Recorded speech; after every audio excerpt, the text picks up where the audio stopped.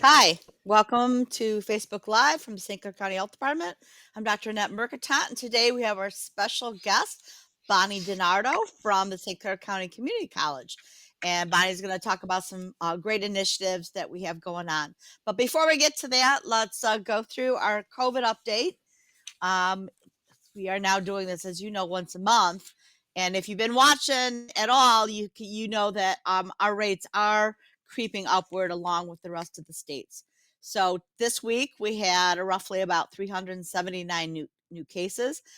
Testing in general, we consider to be down throughout the country. There's a lot more self-testing going on, and those are for the most part not reported. So this is probably an underrepresentation of the actual amount of cases, maybe even about a third of the full cases is one of the estimates. So just keep that in mind as we go over numbers. Our current risk level is low.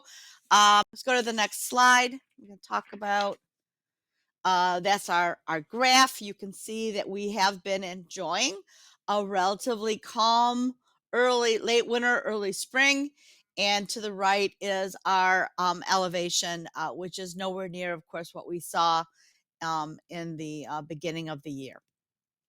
Next slide. Yeah, so this is the one I was going to refer to. As you can see, the yellow you can see better the state, the blow up is now counties that are in a moderate risk level or a medium risk level.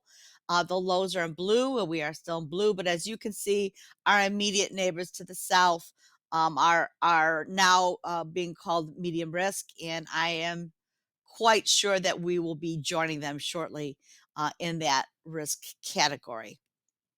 Next slide. And then we have just a reminder that we think of these phases now as recovery, post-surge, with a readiness, which is a pre-surge, and then a response at the surge state. There is no yet indications that the state is going to move us from a recovery phase to a pre-surge phase. I believe that the readiness phase is being reserved for when we anticipate surges that are going to have a significant impact on our capacity, particularly our healthcare capacity. And right now, all of our hospitals are reporting COVID activity, but at a relatively low rate, 2 or 3%. So we'll keep our eyes on that. Next slide, if there is one. Is that it? Yeah. Okay. So, and we will get some of your questions after we talk to Bonnie. I do want to share some of our updates, not to belabor COVID, but we have ongoing other issues, not the least of which is the watching and following of the highly pathogenic avian influenza virus that is circulating throughout North America. As you know, we've detected that here in Michigan. And recently, the Michigan Department of Ag and Rural Development, or otherwise known as MDARD, has decided to stop the 2022 poultry and fowl exhibits in Michigan. And that would include things that might happen at our 4-H fair. Now, they're going to stop it only until the time that they can make sure we get through 30 days without new detections of this virus in our domestic poultry population. So this decision is effective immediately. It's obviously been done to protect against the further spread of this virus, helping to keep our domestic poultry flocks safe. Again, this bird flu, the HPAI, commonly known as bird flu, it's a virus that's found among certain species of birds. And that virus can infect domestic poultry. That includes our chickens, turkeys, pheasants, quail, ducks, geese, and guinea fowl. We do also know that this virus can transfer to other animals, what we call an animal reservoir, and that has been found now in some foxes in our community. Animal reservoirs just means that it's less likely that we'll be able to contain the transmission of this virus. But remember, the good news is this virus does not affect humans. So it's not a risk to human health, but it is a significant risk to the health of our poultry population. So, so let's go back about the pauses of exhibits. This includes all shows, exhibitions, swap meets, petting zoos at fairs, and game bird and waterfowl fair displays, but it does not include or affect egg hatching exhibits, pigeon races, or zoos. So for more information, visit michigan.gov /bird flu.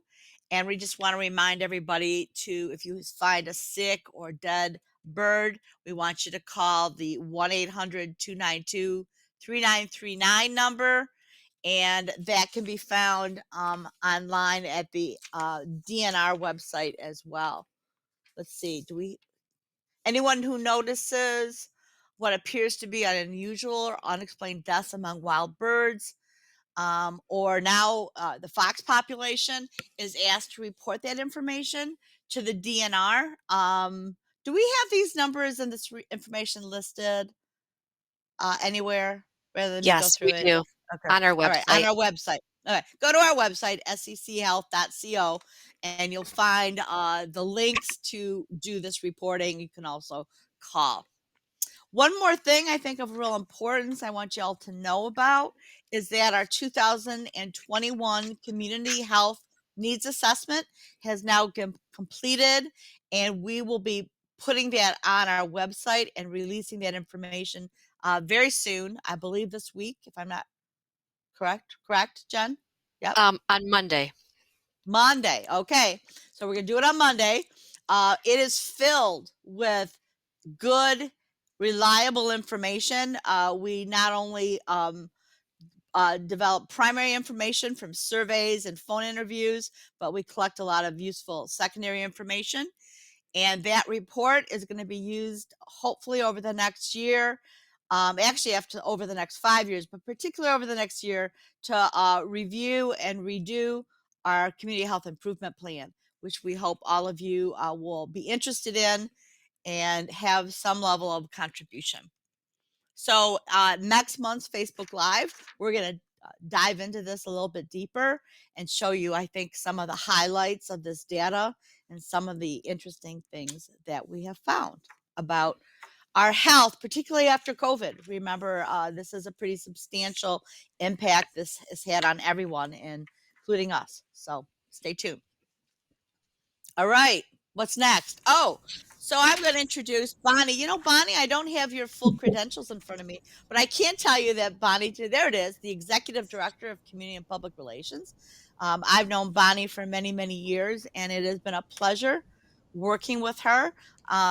One of the things I just want to highlight is the COVID in particular, but even through COVID, finding our collaborative partners and realizing that we can do more together than separately has been a real benefit, not only to our own agencies, but to the community at large. So Bonnie's going to talk to you a little about some of the wonderful things we've been able to do together and some of the wonderful things that SC4 does. So hi, Bonnie. Hi there. Thanks for inviting me today. Okay. So can you tell the folks about the on-campus health clinic that we have collaborated on between you and the St. Clair County Health Department? Sure, I'd love to. So, the St. Clair County Health Department has been just a wonderful partner. We have created an on campus health clinic for our students and staff, and it has been very well received. From the day we opened, which was during COVID, we've had 805 visits. And I think that shows that there really was a need for that. The clinic is in our main building and it's open during business hours. We have evening hours on Monday night, and appointments are preferred, but drop ins are welcome. And I know there's a lot of staff that stopped in when COVID was really in the throes of that, just with questions, and the nurses were great to answer all the questions, and just the services that your team provides have been wonderful.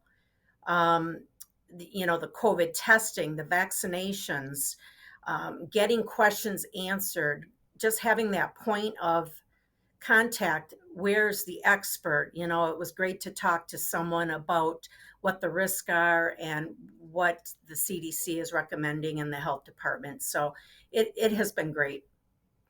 Yeah, not to say that those recommendations have taken our whole team hundreds and hundreds of hours every week to try and keep up with. So it's no surprise that it's been important to keep you guys up. And I just want to reiterate the fact that this is not a primary care clinic. We don't have it staffed with a physician, but we do have the ability to navigate people into the appropriate places they need for their health.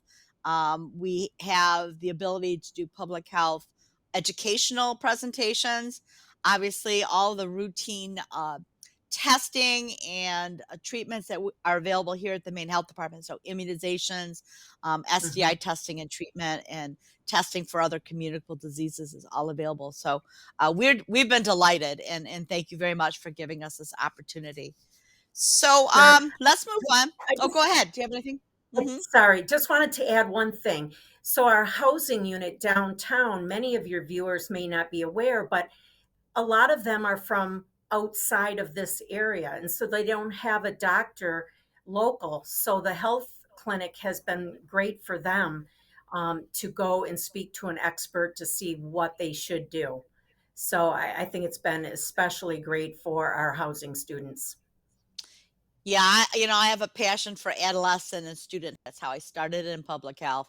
And although they are, for the most part, a very healthy population, they need a little bit of extra help moving them along into that self care capacity. And we found that being Mhm. on site near them really lowers that bar and that access issue. It helps them kind of get to the things that they need to get to, where they may not have the um, knowledge base really, or even the willingness to make that call that they need. So we're Right. delighted.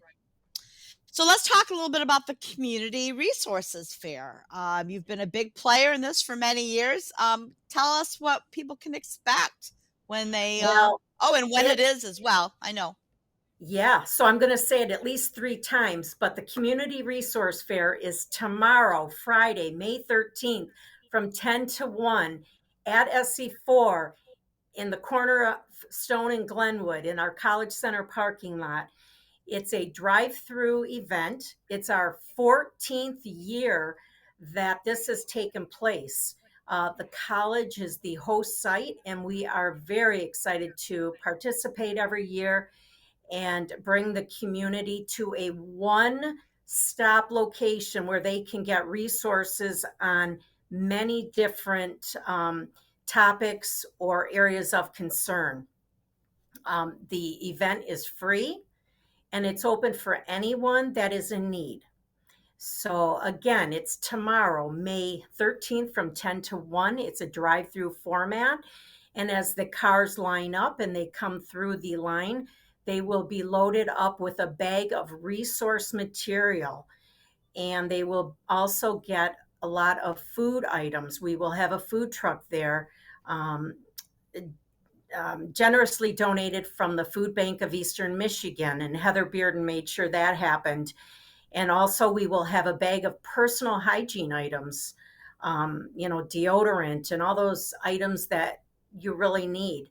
And so we know our community is in need, and we are all about helping our community.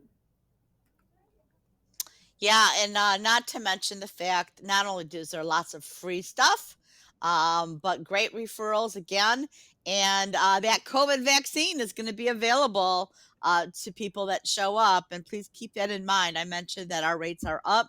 I do just kind of put a little plug in there. These vaccines continue to be proven safe and effective after millions and millions and millions of doses.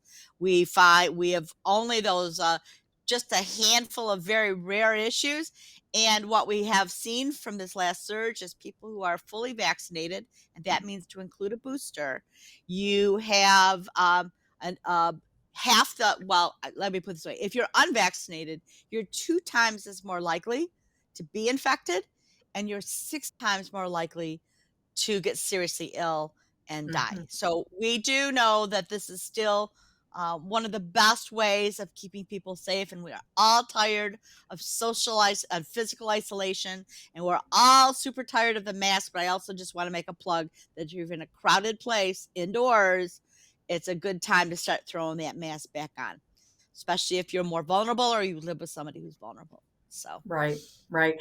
I should add too that this event comes out of the St. Clair County Community Services Coordinating Body, which has over 75 members. So many organizations, many agencies belong to this group. And today we were filling the resource bags here on campus, and we had over 15 organizations that said, hey, we want to help. We want to volunteer. So we have 750 bags ready to go tomorrow morning. It's just been a great collaborative effort, and it takes all of us to take care of our community. And so we're excited about tomorrow, 10 to 1 in our college parking lot, and it's open for anyone. so I just say make a plug in for the community services coordinating body. And that has been kept in motion by our community mental health agency, particularly Deb Johnson's been really passionate about this. And boy, what a difference working together makes. This resource fair has been going on. Did we say how many this is? 13th? 14th. 14th. I was gonna 14. say, I kinda thought it was going on when I first started in the public health, field. So, yeah, that's about right, and I can say that, every year it's just pulled off and just so many people are benefited. How many people do you typically serve at an event like this? Well, last year we served over 400 households, over 1,000 individuals, and we handed out 24,000 pounds of food, 500 personal care bags, and 470 resource bags. So it was a great event from morning till afternoon, and we're hoping and expecting the numbers could be higher this year because of Mhm. grocery cost, everything has Yeah. increased, and so the need is there. And more people getting out a little bit. And of course, when this first went to the drive-through, nobody was really sure. I remember Mhm. how well it was going to work. I remember when it was more of a walk-in and you walk from, site to site. And hopefully, we can get back to that someday because I think that direct interaction with different agencies and groups is helpful to many people. But it's been really Mhm. promising to see how well this drive-through method has worked, and I give you guys lots of credit for pulling that off. Why do you think this event is so important and so successful, Bonnie? I think it's because we bring all the services to one location. So whether they're coming to get information, maybe they're homeless or they have no food or they need a vaccine, it brings all the resources to one location. And so they can stop and get everything they need. And it really connects our individuals to what is available in the community. A lot of people don't know what's Mhm. available. Yeah, So, there's always a need for more, but I think it's stunning to me how often people don't really realize what is available to them and how they can mhm, get that kind of help that they need. So, yeah. great. And, I just want to give a shout out. We have two people that have been helping on the community resource fair for the last many, many years and are retiring, Kathy Swantek and Susan Wallace. They have been instrumental year after year. And so, with their retirement, we wish them well, but we will miss them. Yeah, and their passion and enthusiasm has just been Hmm. amazing to witness. To be honest with you, Hmm. it's very contagious. So, yeah, best wishes to both of you as well if you're watching. So, Hmm. Bonnie, what else is going on at SC4 that you'd like to talk about? It is a great time to be at the college. We're very progressive, and I give that credit to our president for seeking a vision beyond today. And one thing that we have created on campus recently is Skip's Corner Pantry. It is it's a room inside of our welcome center where students or staff can go in and get what they need. There's food, there's personal hygiene items, there's eggs, there's milk, and it has been a wonderful asset for our students. Um, they don't have to sign in. There's no check-in list. It's very discreet. They go in and take what they need. There's bags there, there's information, and then they go. And if they come back the next day, they can take more. It's just been a wonderful asset for our students. For many of your viewers, they may not realize that how many college students come to campus and are hungry. How are they going to learn if they're hungry? They're not going to do their best. So the college cares about their health and wellness, and it's a great service. And I think it's only going to build and build. And so we have more resources for our students. One barrier for graduation is hunger. So they need food. And so that's one thing that we're doing on campus that's very good for our students. Ken, I understand you're going to be the site of the Juneteenth celebration. So, obviously, working very hard to be a part of the entire Mhm. community. I also wanted to just give a shout out, and I forgive me, maybe you'll give the right name to this, but I was absolutely blown away by two areas of your campus. One is the medical arts area that has all been revamped, where you have all that state of the art equipment to train our emerging healthcare professionals. And the other is the Nasser Natural Museum. And I walked through there and I just couldn't believe all of the artifacts and fossils and stuff that you had there. You want to just speak to those? Those were just amazing areas that I just was blown Sure. away by.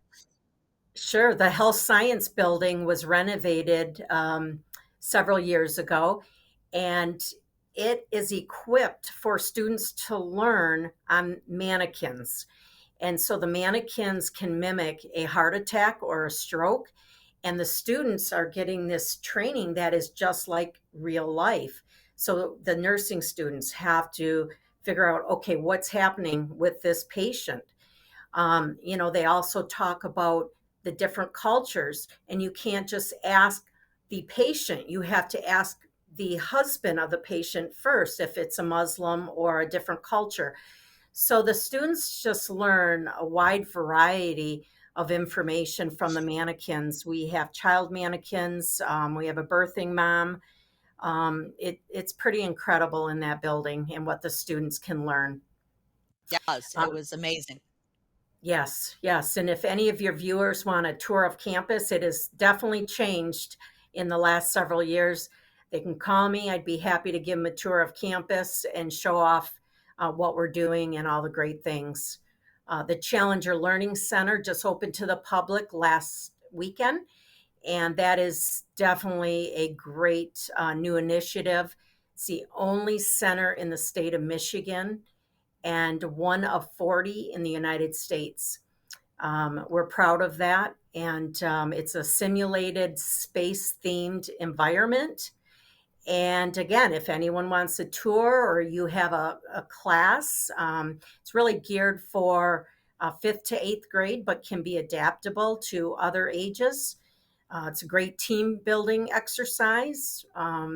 It's pretty neat. It's state of the art. We do partner with the Ann Arbor Hands On Museum and Partners in Unity, and it has just been wonderful for our community. It really is a jewel that a lot of people don't know we have. So I just wanted to Mhm. highlight some of those. I know you do great things for the community at large, but for the education and advancement of knowledge, it is a great place to check out. I just want to put a plug in there because like I said, I was just like, I didn't know it was there. I was like, wow. So thank you very much for being Yeah. a part of that. I have one last thing, Dr. Mercantante, if I Okay. can. We have summer camps coming up, And we have a STEM camp that's going to be in our Challenger Learning Center. We also have baseball, basketball, soccer, softball. If anyone is interested for their kids, they can go to sc4.edu/camps and sign up their children. We have dates in June, July, and August. So just wanted to put that out there. Awesome. Thank you so much, Bonnie. I appreciate you You're very welcome. much being here. And Thank you. I look forward to seeing you again sometime. Been wonderful working with Okay. you. Thank Thanks. Okay. Jen, do we have any questions? We do have a few, just a few. Okay, the first one's from Robert. And Doc, if you don't know the answer to this, I have it right in front of me, so I can Okay. help you with that. God bless Robert, you. Robert asked, "How can I get my booster shot, a Moderna, at my home because I'm in a wheelchair and unable to travel?" We do have a new Okay. resource for that. Why don't you go right ahead and talk to him about that? All right, Robert. So, Disability Rights Michigan um, is now our resource for anyone who's homebound who needs a COVID-19 vaccine or booster. Their services are free and confidential, and the phone number is 1-800-288-5923. 1-800-288-5923. More information is at www.drmich.org. Okay. And All right. if you missed that, do we still have our COVID email that people We do. can write in? So Yep. if you missed that and you need it kind of in writing to keep and follow through, please send it to our email address, which is help me. COVID-19 at stclaircounty.org. Thank you. Okay, COVID-19. And I would say there was a great, again, talking about community collaboration. When all of this started and vaccines started to come out, we realized that we had dozens and dozens of people who needed their vaccines that were homebound and couldn't get to those large clinics that we were hosting between the Council of Aging and Visiting Nurse Association and our remarkable staff. We were able to get a lot of those people vaccinated. So just a shout out to what it takes. It takes a group of people working together to really get through this. So hopefully this system will work. And please let us know if it's not working for you or you're not getting the services that you require. We really like to hear from you if it's not helping you. So what else we got? Okay. Teresa said, "Thanks for all you do." And Kathy said, "Hopefully this will be available as I missed the beginning and the COVID update." So Kathy, just so you know, we always timestamp this show and we put it on our St. Clair County Health Department YouTube channel. So you'll be able to rewatch the show.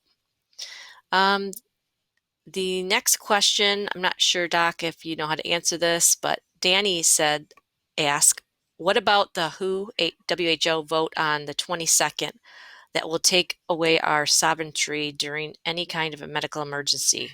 Any standard on this? Do you know anything Oh about that? boy. No. I Keep it simple. don't No. know. I know the medical emergency from our government, federal government, was extended because of the growing cases again. I don't believe that has anything to do with our sovereignty or I'm sorry, maybe you could put that a little bit more explanation of what your concerns are or what you're looking for from us as a local health department and in writing and then put it through our COVID line and we can maybe investigate a little bit more because honestly, I don't have an answer for you. I'm sorry.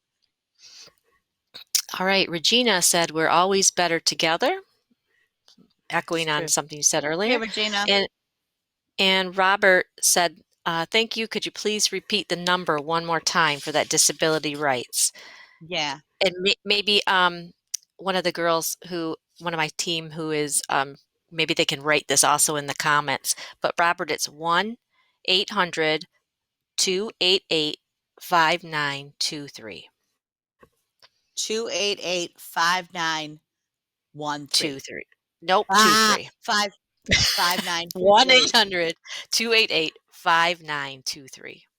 See, I'm bad at numbers too, Robert. Don't feel bad. There we go, Robert. They put I it in the knew that. comments for you. There we go. Thank you, thank you, thank you. Yes. Okay, and And other than that, we don't have any other questions. So okay, any and I'll just closing say thoughts? again.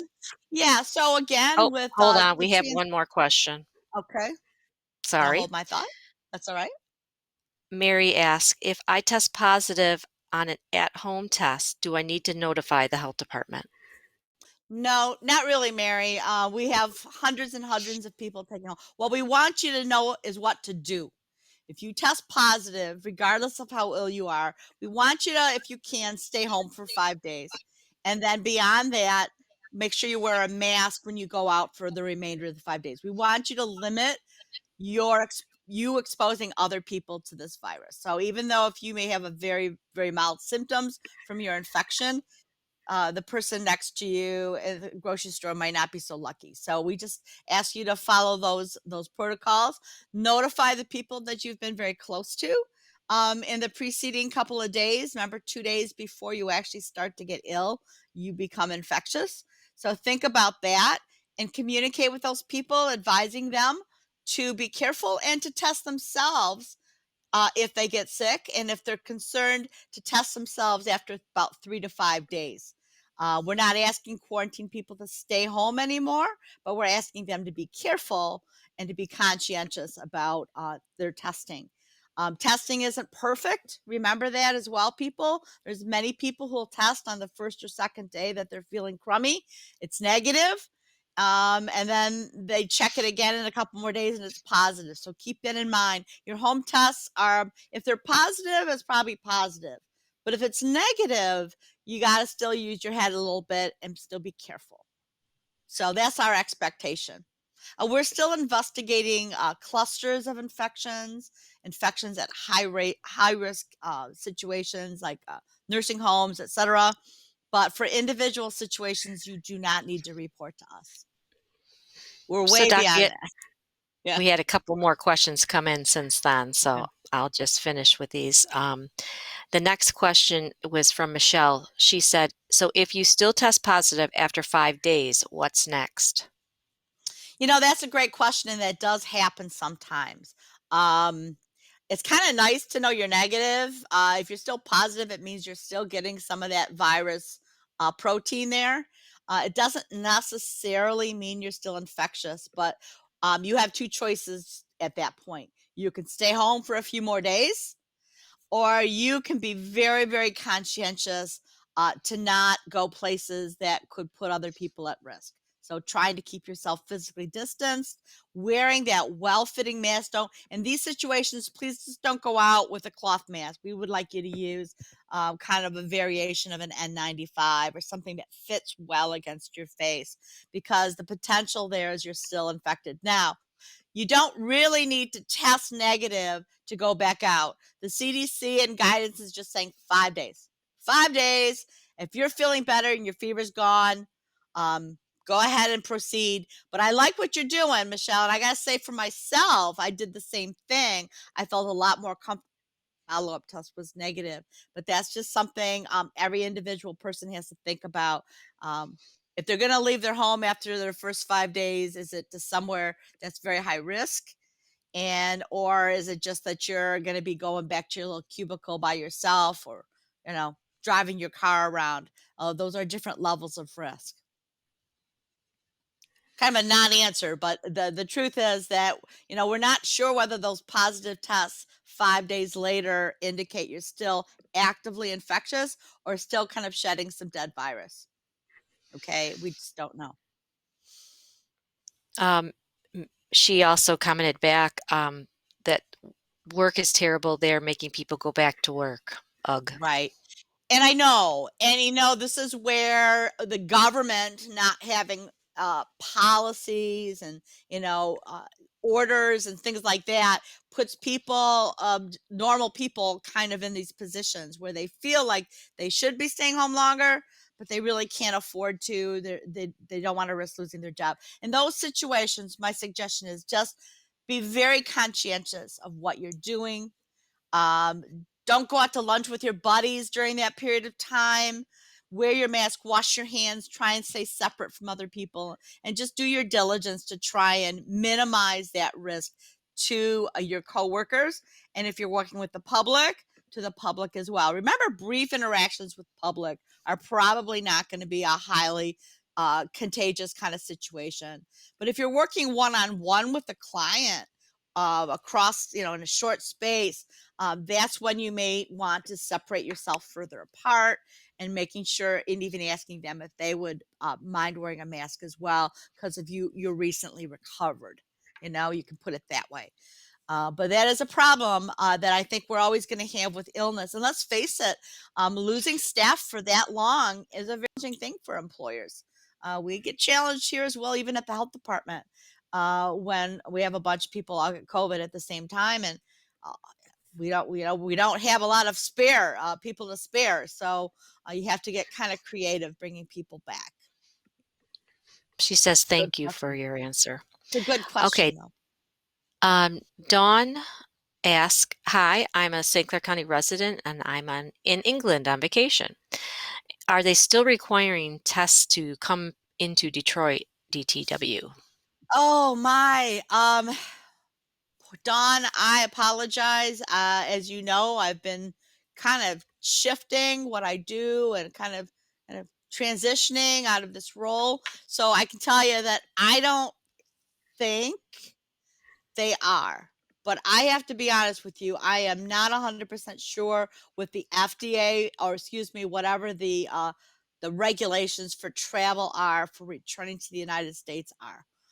So if you don't mind, if you could shoot us that question again in our email. It's a really good question, and I like to answer it. We can follow up with you, and we can make sure that we answer it again at the next Facebook Live. As soon as we tell everybody what transportation and travel, especially air travel, is, they change it. And of course, it's different from country to country. Jen, isn't there what's the easiest place for people to go to get that information? I just know, like, for example, I'm getting ready to travel to Mexico, and on the travel site that I went through, they have all the requirements of what to do before you can come back. And one of them is testing. And they said that was a U.S. requirement to test one day before you come home. So So Bureau I of don't know. Tourism of that country. So I think also the CDC has a wonderful travel health section, and I would Mhm. bet that would be kept up to date a lot better than this head of mine. So yeah, Right. please That's what I reference would those. suggest. Okay. The email, Dawn, is COVID-19 at stclaircounty.org to email your questions. Yeah, because I know some countries required vaccination status, some required testing status, so it does get a little murky for sure. Eric said, thank you to the SCCH team for the info, transparency, and patience in hosting these live videos. Roberto, thank you for spreading the good word, Dr. Mercatante. And Dawn says, thank you. Oh, hi, All right. Roberto. Thank you. I just want to say to everybody how I know how challenging this has been. No less and to my team here. And you guys are warriors. This whole country is a warrior. We have to somehow get to the other side of this challenge. Please, if you're having difficulty with treatment access, with vaccine information, whatever the case may be, please let us know. Sometimes we're so busy over here that we don't realize a problem is cropping up over here. And I guarantee you, despite my transition, this health department is going to continue to do its absolute best to be the best information possible for a really highly challenging and changing infectious disease climate. So we like to know what's happening to you and what you're challenged with, and that helps us plan how we're going to respond next. So thank you for joining in with us. Thank you for all of your patience and your willingness to talk. And I'll look forward to talking to you guys one more time in June. When is the date? my dear? It is. It is June 9th, Thursday, June 9th June at June 3:30. 9th at 3:30. God bless you all. Bye-bye. Thank you.